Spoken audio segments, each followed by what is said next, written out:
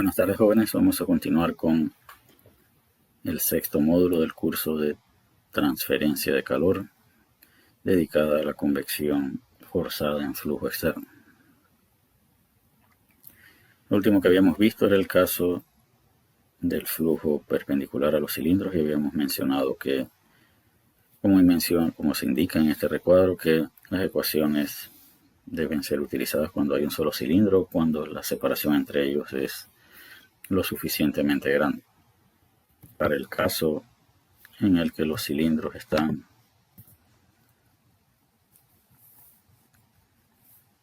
muy cerca unos del otro, decíamos que si ubicábamos acá un segundo cilindro, este segundo cilindro iba a observar características de flujo que están definidas por la estela del primer cilindro. Es el motivo por el que indicábamos no se puede utilizar en un caso como este, usar las ecuaciones de cilindro para esta y otras ecuaciones igualitas para este cilindro. Las características del flujo que observa cada uno de estos cilindros a lo largo de la trayectoria del flujo es diferente. Así que la pregunta que debemos resolver es ¿qué hacemos con los casos donde tenemos múltiples tubos a lo largo del camino del flujo? Y estos denominados bancos de tubos son importantes en los intercambiadores de calor. Es el flujo dentro de los tubos recorre perpendicular al tablero, mientras que hay un flujo externo a los tubos que intercambia calor con el flujo que va dentro de los tubos. Y esto usualmente no ocurre en un solo cilindro, ocurre en un banco de tubos. Así que en esta parte, en la clase de hoy vamos a determinar o a definir cómo evaluar el coeficiente de transferencia de calor por convección en bancos de tubos. Y cuál es el coeficiente que vamos a encontrar, el de aquí hacia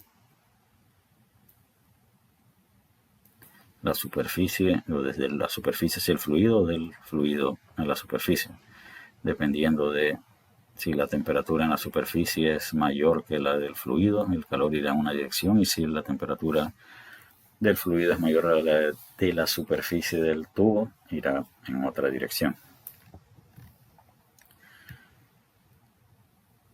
Uno de los aspectos esenciales para evaluar el coeficiente de transferencia de calor en banco de tubos es determinar su configuración, y hay dos maneras de configurar los bancos de tubos. Hay bancos de tubos donde las filas de tubo, y a cada una de estas le vamos a llamar fila de tubo, las filas están alineadas de la manera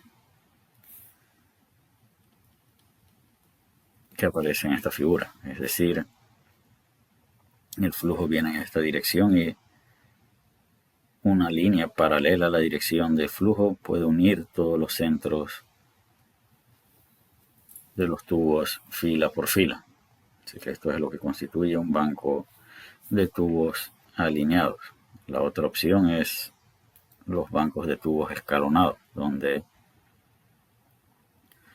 como podemos observar, el número de tubos en fila varía y la posición de los tubos es diferente en cada fila. Es decir, si trazamos una línea paralela a la dirección del flujo, uniríamos el centro de la fila 1 con el de la fila 3.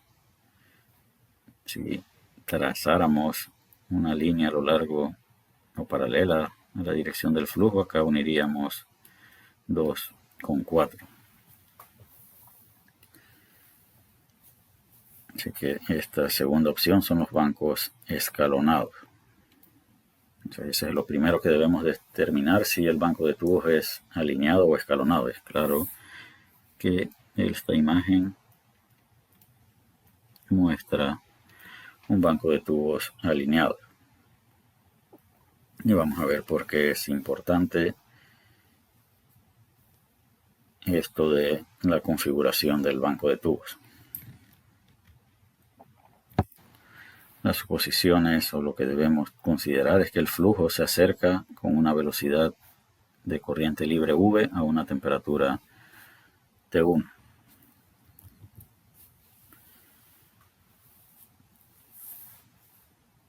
Vamos a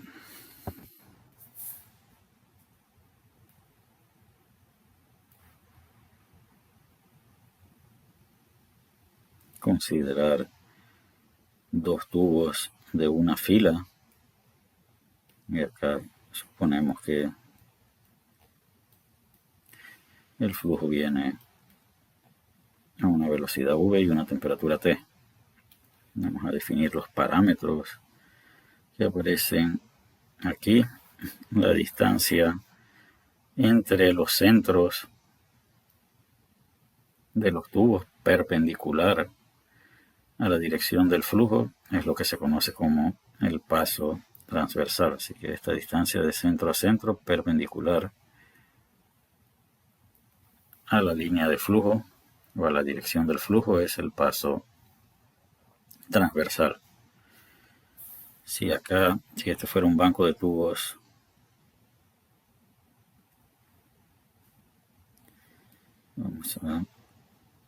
esta sería la línea perpendicular a la dirección del flujo que une todos los tubos de la primera fila. De igual manera debe haber una línea que esté relacionada con la segunda fila. Y acá no importa si el banco es alineado, acá estarían sus tubos.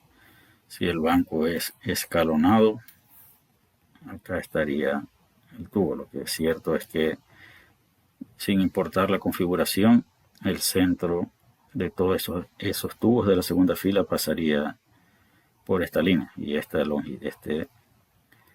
longitud de aquí es lo que se conoce como el paso longitudinal. Y está definido acá. Nuevamente, esta es la línea que une el centro de todos los tubos de la segunda fila y la distancia entre la línea que une el centro de todos los tubos de la primera fila es el paso longitudinal y lo mismo ocurre en el banco escalonado.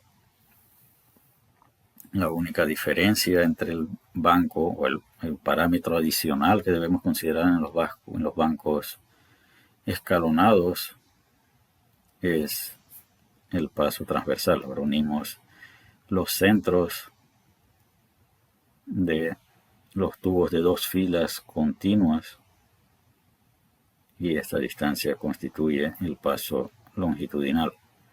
De aquí a aquí tendríamos este es el paso diagonal. De aquí a aquí este es el paso longitudinal y de aquí a acá sería la mitad del paso transversal. Así que es claro cómo podemos definir el paso diagonal en función del paso transversal y el paso longitudinal, tal como lo muestra esta ecuación. Y veamos por qué estos parámetros son importantes, sobre todo los pasos diagonal y transversal. A lo largo de nuestro estudio de la convección, desde el módulo anterior, continuando con este módulo, hemos sido enfáticos en indicar que las características del flujo son importantes para el fenómeno de transferencia de calor. Así que vamos a suponer que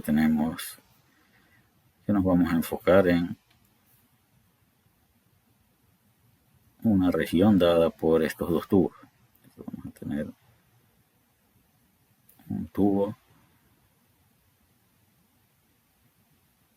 y otro tubo. Y vamos a definir acá una región hipotética cuya distancia de aquí a aquí es el paso transversal. Y reconocemos que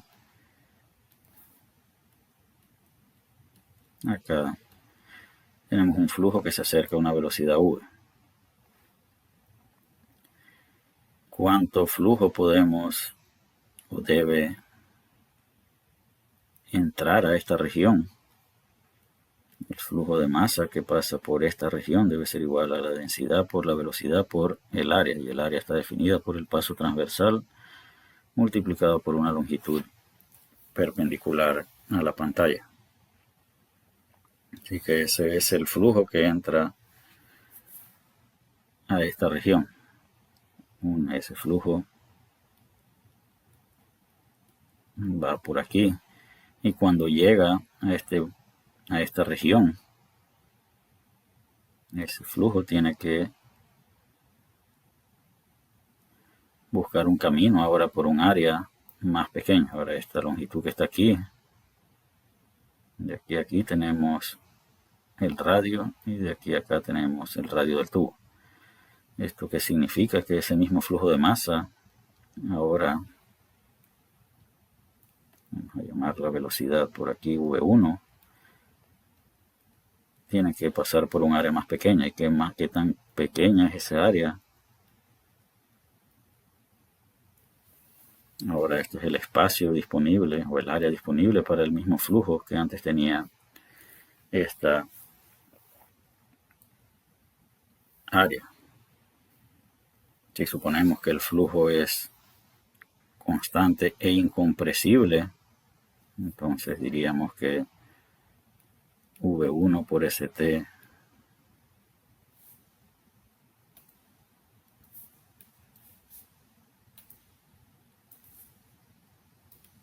por L debe ser igual a, esto es V normal, no es V1,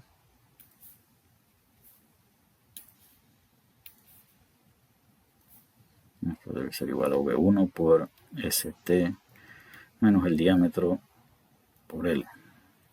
Así que acá podemos llegar a la conclusión que la velocidad, como ya debimos haber supuesto, la velocidad del flujo aquí es mayor que la velocidad de aproximación. Así que debemos suponer que ese embotellamiento que sufre el flujo debe afectar la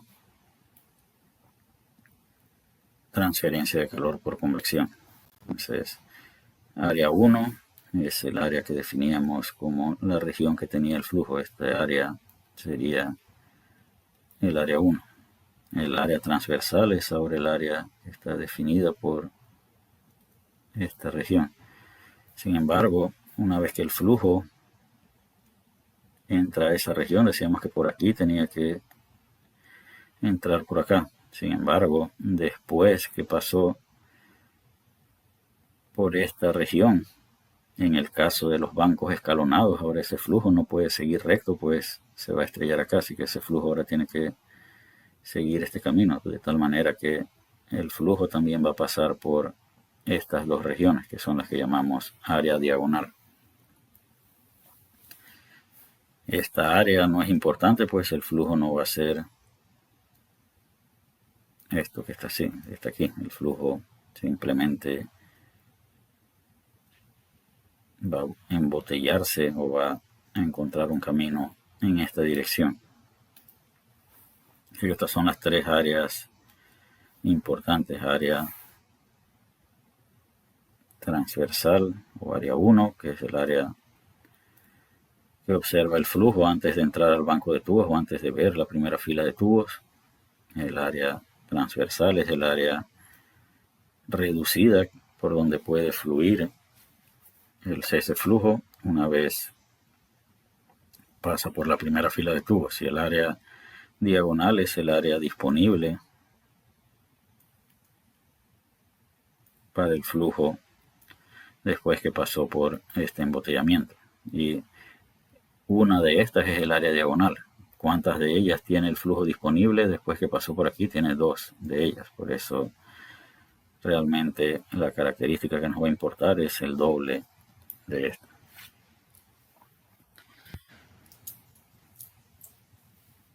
Desde el módulo anterior o desde el capítulo anterior hemos visto que, o hemos indicado que el número de Nusselt siempre es proporcional al número de Reynolds y siempre es proporcional al número de Prandtl. Entonces teníamos diferentes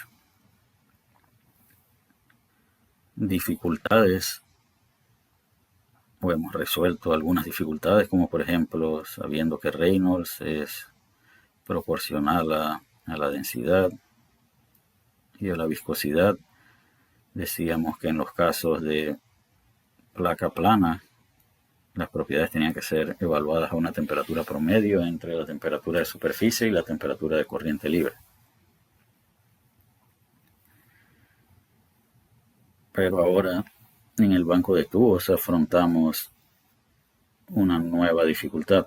En la diapositiva anterior comparábamos la velocidad de corriente libre, que era la velocidad del flujo acercándose al banco de tubos, con la velocidad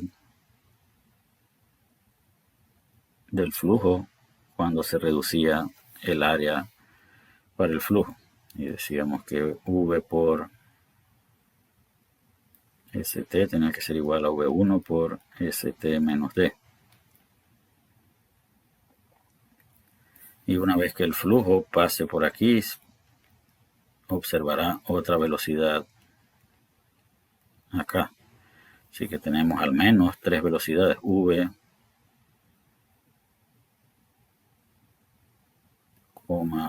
VT y VD. VT es lo que antes habíamos llamado V1. La pregunta es, el número de Reynolds también es proporcional a la velocidad. Y acá tenemos al menos tres velocidades. ¿Cuál de ellas vamos a usar para determinar el número de Nusselt? Y la respuesta a esa pregunta es la velocidad máxima. La velocidad de aproximación, o V, nunca va a ser la velocidad máxima. En los bancos de tubos alineados, la velocidad máxima siempre va a ser la velocidad en el embotellamiento entre los tubos de una fila. En el caso de los bancos escalonados, tenemos que comparar la velocidad del flujo aquí con la velocidad del flujo acá. De la manera que está dibujado este banco de tubos, no vale la pena hacer esa comparación. En ese caso es claro que esta velocidad o este área es más pequeña que el área disponible para el flujo aquí y acá. Por lo tanto, VT es V máximo en los bancos alineados. Pero acá no debemos dejar o no nos debemos dejar confundir por la manera en la que está dibujado este banco de tubos, donde también VT sería la velocidad máxima. Ahora supongamos que tenemos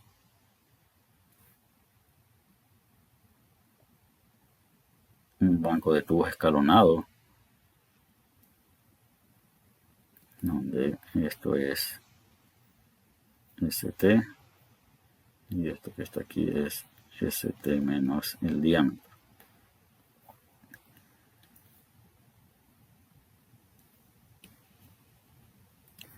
Pero vamos a ver ahora qué ocurre si la siguiente fila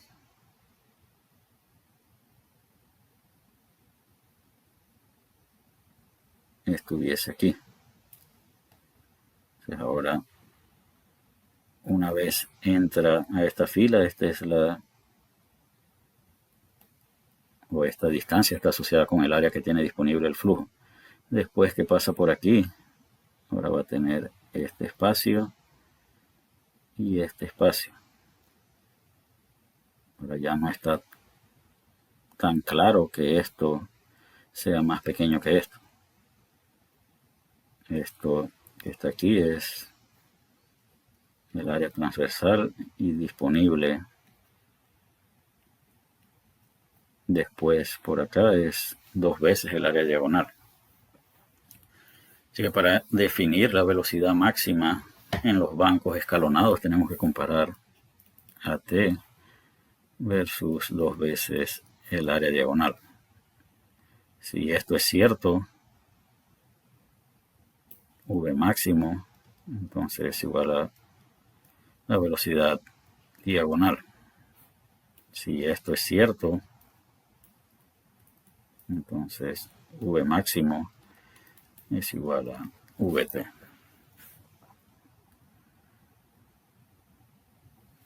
Repito, en los bancos alineados, VT es la velocidad máxima. En los bancos escalonados tenemos que comparar las áreas disponibles para el flujo, tanto transversal como diagonalmente, para decidir cuál es la velocidad máxima.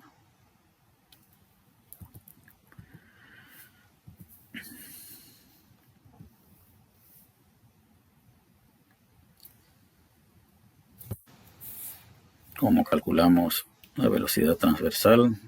A1 por AT, donde A1 es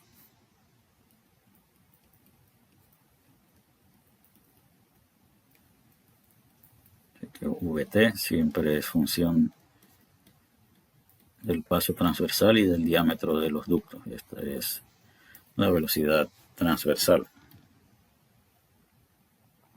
Y es la velocidad máxima en los bancos de tubos alineados. Para los bancos de tubos escalonados, tenemos que comparar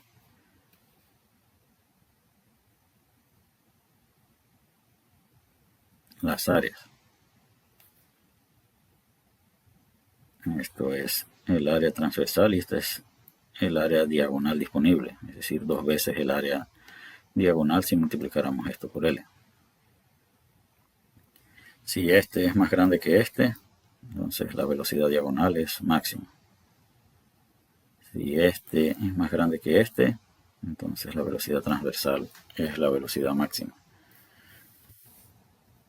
Si no queremos comparar las áreas, simplemente calculamos las dos velocidades y después seleccionamos la que es más grande para evaluar el número de Reynolds.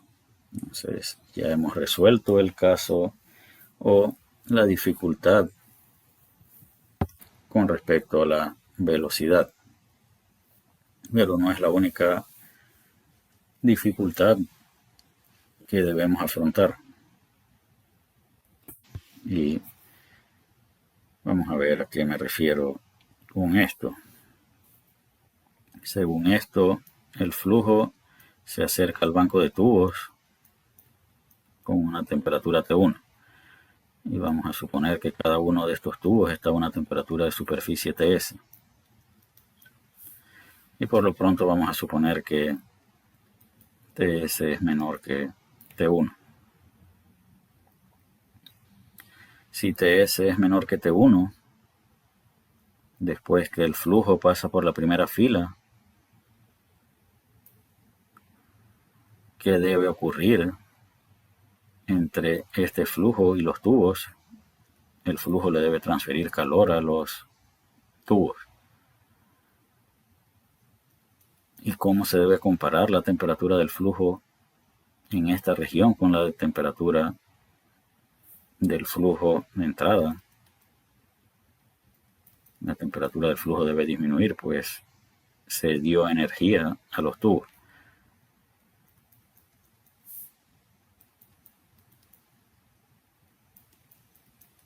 Y debe seguir disminuyendo a medida que avanzamos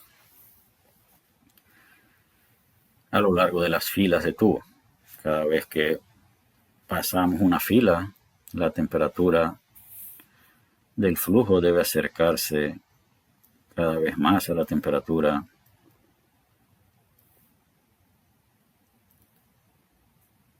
de la superficie. Así que el caso que estamos analizando supone que la temperatura de superficie es menor que T1. Así que lo que debe ocurrir es que a medida que vamos avanzando, la temperatura del flujo se debe ir acercando a la temperatura de superficie.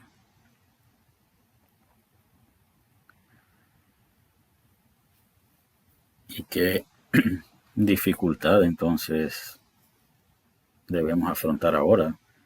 Ya no es solo decidir cuál es la velocidad que vamos a utilizar para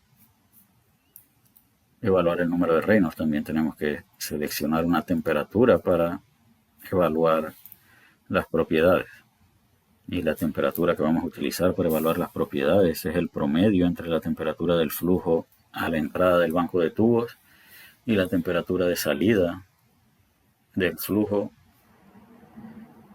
en ese banco de tubos. Es decir, Si tenemos un banco de tubos de 3 filas, como el que muestra la figura, T1 es la temperatura de entrada y T1'' es la temperatura, o un T1 triple prima, este era T1' y este era T1''.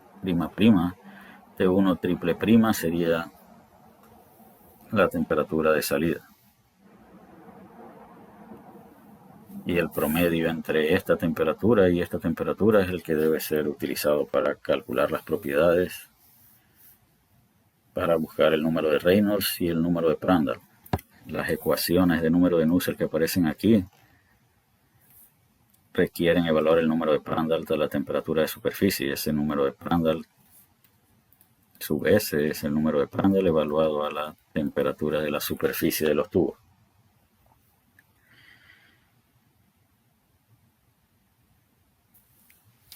El libro de Sengel proporciona estas ecuaciones donde podemos buscar estas constantes C, M y N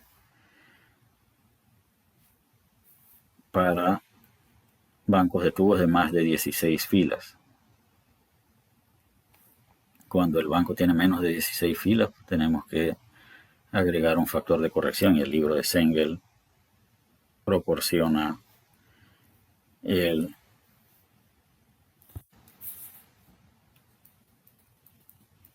las relaciones o los valores para esos factores de corrección dependiendo del número de filas. Entonces, N representa el número de filas, no el número de tubos como indica acá la diapositiva, así que debemos corregir eso. N representa el número de filas.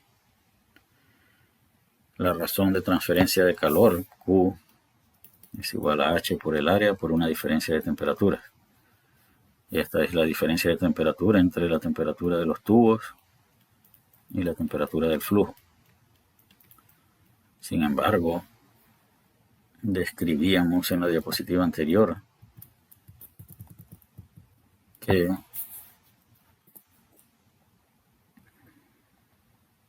para el caso donde T1 era mayor a Ts, esto era Ts, esto es T1 y que la temperatura hacía esto. ¿Eso qué significa? Que la diferencia de temperaturas entre el tubo y el flujo no es la misma a lo largo de todo el recorrido. Así que si queremos utilizar esta relación donde tenemos H y esta área representa el área total de contacto, debemos buscar una expresión para esta diferencia de temperatura. Eso requiere de determinar algo así como una diferencia de temperatura promedio. Y esas diferencias de temperatura promedio se les conoce como diferencias de temperatura logarítmicas. Y quedará mucho más claro el origen de este nombre cuando lleguemos al módulo de intercambiadores de calor. Así que el área total de superficie es igual al número de tubos, N sub T si es el número de tubos, por el área de un tubo, pi por D por L. Si regresamos a este caso, hay 3 filas y 3 tubos por fila, es decir, hay 9 tubos. Así que el área de superficie sería igual a 9 por pi por D por L, donde L es la distancia perpendicular al tablero. Acá en este caso hay 10 tubos.